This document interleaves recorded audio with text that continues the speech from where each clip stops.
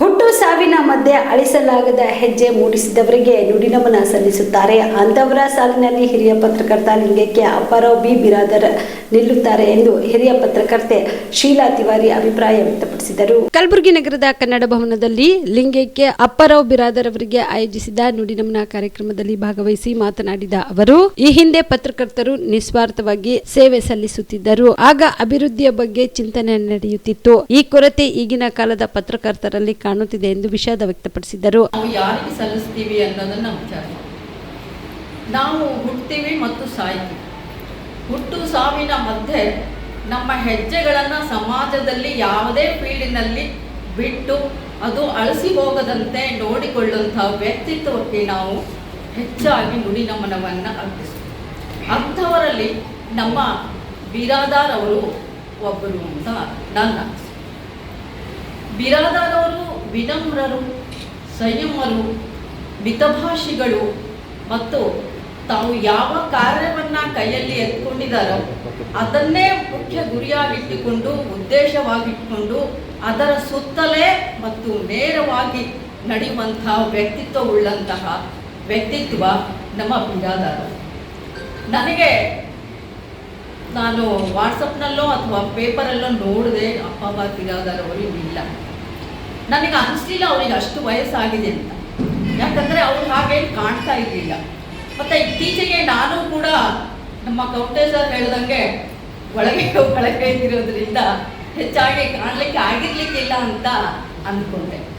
But ಅವರ ಸಾವು ನಿಜವಾದಂತಹ ಪತ್ರಕರ್ತರು ಯಾವ ಹೆಜ್ಜೆಗಳನ್ನು ಮೂಡಿಸ್ಬೇಕು ಅಂತ ದೂರದೃಷ್ಟಿಯನ್ನು ಇಟ್ಕೊಂಡಿದ್ದಾರೋ ಅಂಥವರಿಗೆ ಆದರ್ಶಪ್ರಾಯರು. ನಾನು ಅವರಿಗೆ ಸುಮಾರು 80ರ ನಂತರ ಕಾಲದಲ್ಲಿ ಏನು ನಾವು ಪ್ರೆಸ್ ಮೀಟಿಂಗ್ ಹೋಗ್ತಾ ಇದ್ವಿ, ಆಯಾ ಫಂಕ್ಷನ್ಗಳಲ್ಲಿ ಮೀಟ್ ಆಗ್ತಾ ಇದ್ವಿ, ಅಲ್ಲೆಲ್ಲಿ ಕೂತು ಹರಟೆ ಹೊಡಿತಾ ಇದ್ವಿ. ಅಂಥ ಸಂದರ್ಭದಲ್ಲಿ ಅವರಿಗೆ ನಾನು ಮೀಟ್ ಮಾಡಿದೆ.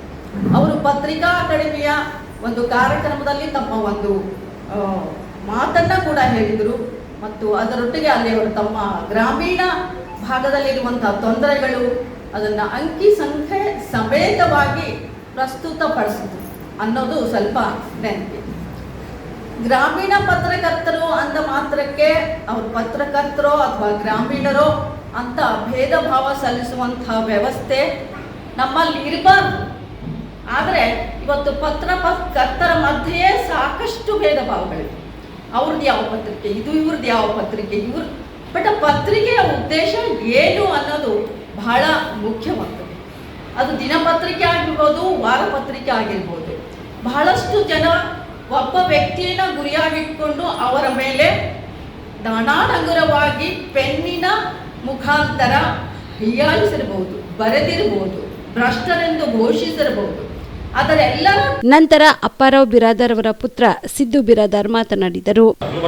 ಸ್ನೇಹಿತರು, ಸಹೋದ್ಯೋಗಿಗಳಿರ್ಬೋದು, ಸಿದ್ದು ಈ ಮಟ್ಟಕ್ಕೆ ಬೆಳೆದಾನ, ಟಿವಿನಲ್ಲಿ ಕೆಲಸ ಮಾಡಿದಾನ, ಕೋಟಿಗಟ್ಟಲೆ ಆಸ್ತಿ ಮಾಡಿರ್ಬೋದು, 100 ಎಕರೆ ಜಮೀನು ತೊಗೊಂಡಿರ್ಬೋದು, ರಾಯಚೂರಲ್ಲಿ, ಗಂಗಾವತಿಯಲ್ಲಿ, ಗುಲ್ಬರ್ಗದಲ್ಲಿ ಮಾತಾಡ್ತಾರೆ ಎಂದು ಟೀಕೆ ಮಾಡ್ತಾರೆ. ಆದರೆ ನಾನಿವತ್ತು ನಮ್ಮ ತಂದೆ ನುಡಿ ನಮ್ಮ ಸಂದರ್ಭದಲ್ಲಿ ಹೇಳ್ಕೊಳಕ್ಕೆ ಇಷ್ಟಪಡ್ತೀನಿ. ನಮ್ಮ ತಂದೆ ನಾನು ಬೆಳೆಸ್ಕೊಟ್ಟಿದ್ದು ಅವ್ರ ತತ್ವ, ಅವರ ಆದರ್ಶ, ಅವರ ಮಾರ್ಗದರ್ಶನ ಇದೆ, ಅದೇ ನಮ್ಮ ಆಸ್ತಿ.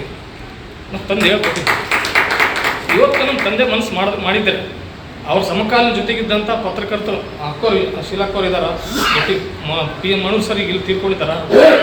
ಜಯಪ್ರಕಾಶ್ ಅಂಕಲ್ ಕನ್ನಡ ಬಂದು ಎಡಿಟರ್ ಅವ್ರು ನಮ್ಮ ಜೊತೆಗಿಲ್ಲ, ನಾನಿನ್ನೂ ಚಿಕ್ಕವನಿದ್ರು. ಸೊ ಎಲ್ಲರೂ ಅವರು ಅಷ್ಟೇ ಅವ್ರ ಹಂತಕ್ಕೆ ಅವರು ಶಕ್ತಿ ಮೇಲೆ ಬೆಳೆದಿದ್ದಾರೆ. ಬಟ್ ನಮ್ಮ ತಂದೆ ಏನಾದರೂ ಮನಸ್ಸು ಮಾಡಿದ್ರೆ ಇವತ್ತು ನಾವು ಕೂಡ ಒಂದು ಒಳ್ಳೆಯ ಫೈನಾನ್ಷಿಯಲಿ ಸೌಂಡ್ ಆಗಿರ್ತಾನೆ ಫ್ಯಾಮಿಲಿಯಾಗಿ ಬೆಳೀತಿದ್ವಿ. ಇವತ್ತಿಗೂ ನನಗಿವತ್ತು 48 ವರ್ಷ. ಕಲಬುರಗಿ ನಗರದಲ್ಲಿ ಒಂದೇ ಒಂದು ಸೈಟ್ ತೊಗೊಂಡಿಲ್ಲ ನಾವು. ಇದನ್ನು ಬೇಕಾದರೆ ಚಾಲೆಂಜ್ ಮಾಡ್ತೀನಿ, ಯಾರಾದರೂ ಪತ್ತೆ ಹಚ್ಕೊಡ್ರಿ ನಮಗೆ. ಅಂದರೆ ನಮ್ಮ ತಂದೆ ಕೊಟ್ಟಿರ್ತಕ್ಕಂಥ ಮೂಡಿಸಿದ ತತ್ವಗಳು, ಆದರ್ಶಗಳು, ಮಾರ್ಗದರ್ಶನ, ದಾರಿದೀಪ. ಅವ್ರು ಯಾವ ದಾರಿ ಮಾರ್ಗದರ್ಶನ ಹಾಕೊಟ್ರೆ ಆ ದಾರಿ ಮೇಲೆ ನಾವು ಬೆಳಿತೀವಿ. ಮುಂದೆ ನಮ್ಮ ತಂದೆ ಹೆಸರು ಎಲ್ಲೂ ಕೂಡ ಒಂದು ಕಪ್ಪು ಚುಕ್ಕೆ ಬರೋದು. ನಮ್ಮ ಸಿದ್ದಣ್ಣ ಮಾಲಿಗರ್ ಸರ್ ಒಂದು ಒಳ್ಳೆ ಮಾತು ಹೇಳಿದ್ರು, ಬಿಳಿ ಶರ್ಟ್ ಮೇಲೆ ಮಸಿ ಹಾಕಲಾರ್ದಂತೆ ಕೆಲಸ ಮಾಡಿದ್ದಾರೆ. ಅದು ಅಕ್ಷರಶಃ 100ಕ್ಕೆ 100 ಸತ್ಯ. ಅವ್ರ ಮಾತನ್ನು ಹೋಗ್ತೀನಿ. ಸೊ ನಾನು ಹೇಳ್ಬೇಕಾಯ್ತಂತ ಮಾತನ್ನು ಸಿದ್ದಣ್ಣ ಮಾಲಿಗರ್ ಹೇಳಿದಾರೆ, ನಾನು ಧನ್ಯವಾದ ಅರ್ಪಿಸ್ತೀನಿ. ಸೊ ಅವ್ರ ಮಾರ್ಗದರ್ಶನ ಎಲ್ಲ ನಡೀತೀವಿ ನಾವೆಲ್ಲರೂ, ನಮ್ಮ ಅಣ್ಣ ನಮ್ಮ ಅತ್ಯಂತ ಎಲ್ಲರೂ ಕೂಡ ಅವ್ರ ಆದರ್ಶ, ಅವ್ರ ಮಾತುಗಳೇ ನಮ್ಮ ಬದುಕಿಗೆ ದಾರಿದೀಪ. ಇವತ್ತು ಏನಾದರೂ ಒಂದು 4 ಇರ್ತಾ ಇದೀವಿ, ಸುಖ ಜೀವನ, ನೆಮ್ಮದಿ ಜೀವನ ಮಾಡ್ತಾ ಇದೀವಿ ಅಂದರೆ ಅದು ನಮ್ಮ ತಂದೆ ಕೊಟ್ಟಂಥ ಭಿಕ್ಷೆ ನಮಗೆ. ಸೊ ಅವರು ಈ ಫೀಲ್ಡಿಗೆ ನಾನು ಬರ್ತಿರೋ ಇಲ್ವೋ ಅಂತಕ್ಕಂಥದ್ದು ಕೂಡ ಗೊತ್ತಿಲ್ಲ. ಅವರು ನಾನು ಈ ಫೀಲ್ಡಲ್ಲಿ ಮುಂದಾಲೋಚನೆ ಇಟ್ಕೊಂಡು ಈ ಫೀಲ್ಡ್ ನನ್ನ ವೃತ್ತಿಯನ್ನು ಮುಂದುವರಿಸಬೇಕು ನನ್ನ ಮಗನ ದೃಷ್ಟಿಯಿಂದ ನನಗೆ ಬೆಳೆಸಿದ್ದಾರೆ. ಅದನ್ನು ಎಲ್ಲೂ ಕೂಡ ನಮ್ಮ ತಂದೆಯ ಕಪ್ಪಿಗೆ ಬಲ್ಲ ನೋಡ್ಕೊತೀನಿ. ಇವತ್ತೇ ನೀವೆಲ್ಲ ನಮ್ಮ ತಂದೆ ಮೇಲೆ ಇಟ್ಟಿರೋ ಗೌರವ, ಪ್ರೀತಿ, ಅಭಿಮಾನಕ್ಕೆ ಇಲ್ಲಿ ಬಂದವರಿಗೆ ನುಡಿ ನಮಸ್ಕಾರ. ಈ ಸಂದರ್ಭದಲ್ಲಿ ಮಂಗಲ್ಗಿ ಮಹಂತೇಶ್ವರ ಮಠದ ಡಾಕ್ಟರ್ ಶಾಂತ ಸೋಮೇಶ್ವರ ಶಿವಾಚಾರ್ಯರು, ಪತ್ರಕರ್ತ ದೇವೇಂದ್ರ ಶೆಳ್ಳಗಿ, ಕಾದಂಬರಿಕಾರ ಡಾಕ್ಟರ್ ಲಕ್ಷ್ಮಣ್ ಕೌಂಟಿ, ವಾರ್ತಾ ಮತ್ತು ಸಾರ್ವಜನಿಕ ಸಂಪರ್ಕ ಇಲಾಖೆ ಉಪನಿರ್ದೇಶಕ ಜಡಿಯಪ್ಪ ಜೆ, ಸಾಹಿತಿ ಡಿ ಶಿವಲಿಂಗಪ್ಪ, ಸಿದ್ದಣ್ಣ ಮಾಲ್ಗಾರ, ಡಾಕ್ಟರ್ ಸೂರ್ಯಕಾಂತ್ ಪಾಟೀಲ್, ಸಿದ್ದು ಬಿರಾದಾರ್, ಜಿಲ್ಲಾ ಕಸಾಪದ ಅಧ್ಯಕ್ಷ ವಿಜಯಕುಮಾರ್ ತೆಗಲ್ತಿಪ್ಪಿ, ಪತ್ರಕರ್ತ ಡಾಕ್ಟರ್ ಶಿವರಂಜನ್ ಸತ್ಯಂಪೇಟ್, ಸುರೇಶ್ ಬಡಗೇರ್ ಸೇರಿದಂತೆ ಅನೇಕರು ಇದ್ದರು.